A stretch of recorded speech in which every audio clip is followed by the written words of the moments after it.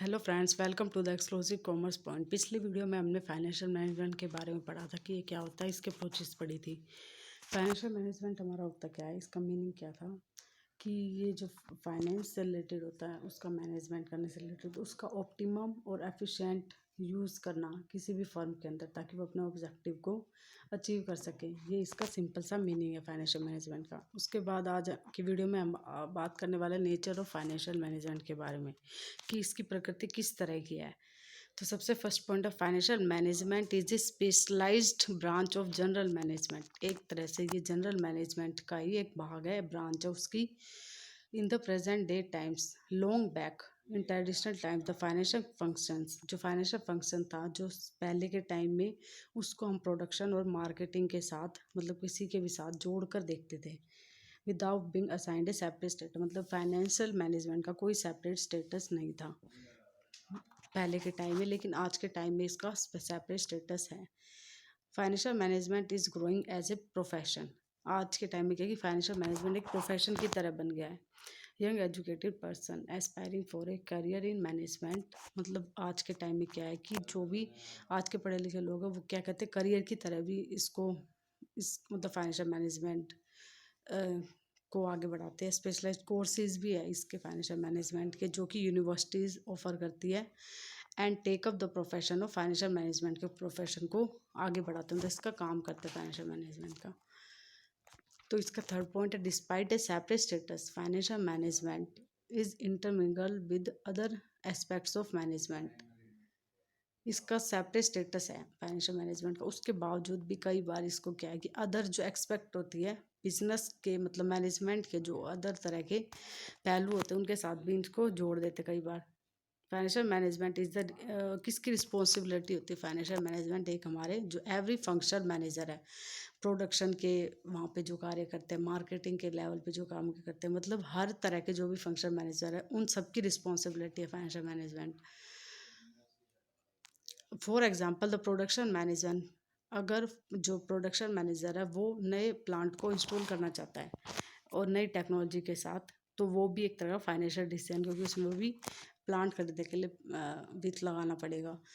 इसी तरह से एडवर्टाइजिंग मैनेजर है, अगर वो सोच रहा है कि एक तरह की एग्रेसिव आक्रामक कोई विज्ञापन की नीति लाना चाहता है, मतलब कोई भी विज्ञापन का कार्यक्रम चलाना चाहता है, तो उसके लिए भी उसको फाइनेंशियल डिसीजन लेना पड़ेगा।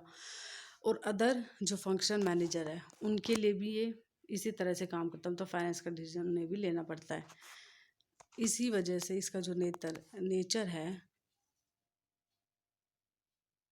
इसके लिए हमें कोऑर्डिनेटेड फाइनेंशियल सिस्टम बनाना पड़ता है।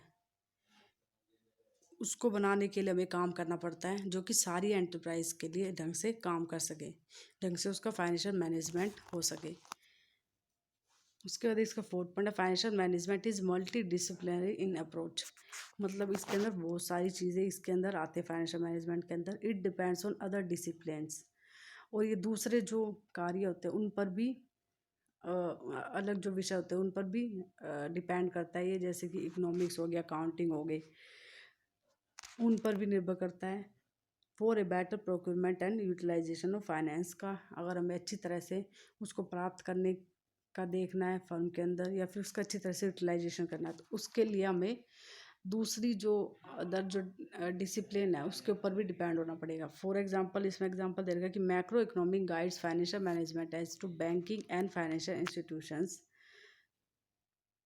जो मैक्रो इकोनॉमिक, इसको किस लिए बताता है जो फाइनेंशियल मैनेजमेंट, इसको बैंकिंग और फाइनेंशियल इंस्टीट्यूशंस को, capital market, monetary and fiscal policies to enable the financial manager decide about the best sources of finance under the economic condition the economy is passing through.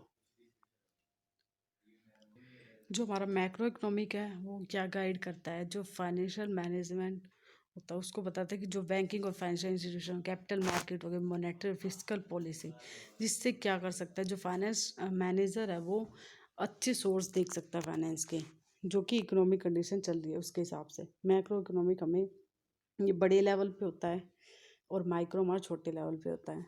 जो भी हमारी economics होती है उसके अंदर आता है मैक्रो इकोनॉमिक और मैक्रो इकोनॉमिक। तो इसके अंदर क्या है कि मैक्रो में वो मतलब जो उसके सोर्सेज है उनको देख सकता है, जिससे इकोनॉमिक्स जो कंडीशन चल रही है उसके अकॉर्डिंग। और माइक्रो इकोनॉमिक क्या करता है, जो फाइनेंस मैनेजर रहता होता है उसको टेक्निक बताता है जिससे वो प्रॉफिट को ज़्यादा से ज़्यादा कर सकता है, मतलब फर्म के अंदर ही विद द लिमिटेड फाइनेंस, जिसमें क्या है उसके पास फाइनेंस कम है। अकाउंटिंग अगेन, और अकाउंटिंग का भी बताता है जिस जो कि अकाउंटिंग जो हमें डाटा देती है, जिससे जो फाइनेंशियल मैनेजर है वो क्या करता है कि better and improve financial decision ले सकता है उस डाटा के बेस पे। माइक्रो इकोनॉमिक के अंदर ये चीज़ बताई जाती है। तो ये क्या है, एक तरह का बहुत तरह के विषय है इसके अंदर।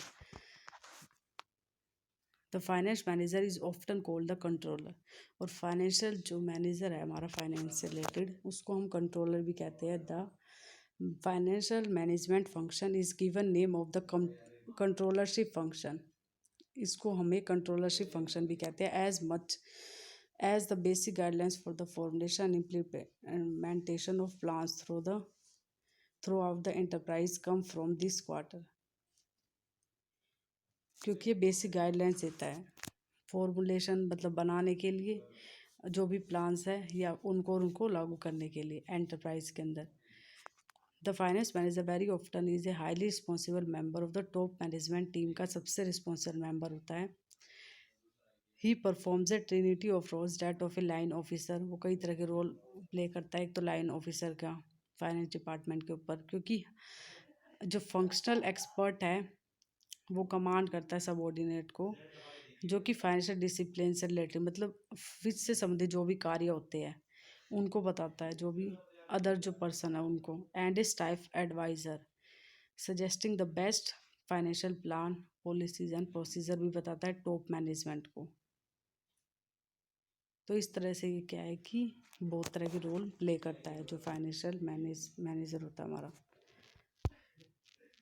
उसके बाद in any case the how the scope of authority of the finance manager defined by the top management, अगर इसकी अथॉरिटी को मतलब अगर टॉप मैनेजमेंट बताता है कि भाई इसको क्या क्या काम करने हैं, in view of the role desired of him depending on his financial expertise and the system organisational function, जो इसको रोल दिया गया है वो किस पे डिपेंड करता है कि ये फाइनेंस से रिलेटेड मतलब कितना इसको नॉलेज है फाइनेंशियल मैनेजर को हमारे, और ऑर्गेनाइजेशनल फंक्शनिंग को भी कितनी अच्छी तरह से मतलब जानता है कि भाई फर्म के अंदर किस तरह से काम करना है, किस तरह का सिस्टम रहेगा।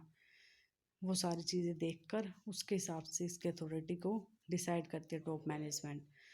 Despite hue and cry about decentralise, मतलब सबसे ज़्यादा फर्म के अंदर हमारा डिसेंट्रलाइजेशन ऑफ अथॉरिटी जो होता है वो यूज़ होता है। सबसे ज़्यादा फर्म के अंदर डिसेंट्रलाइजेशन ऑफ अथॉरिटी यूज़ होता है।